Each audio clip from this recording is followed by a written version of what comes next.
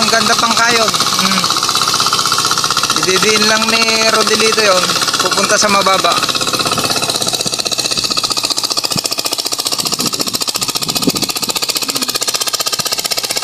Pupunta niya dito. Tatanggalin niya yun kasi dadamuhin. Yun pala yung dadamuhin. Yung ganun na may bukol na matigas. Sisibol at sisibol yung damo po doon. Kaya kailangan napaka-importante.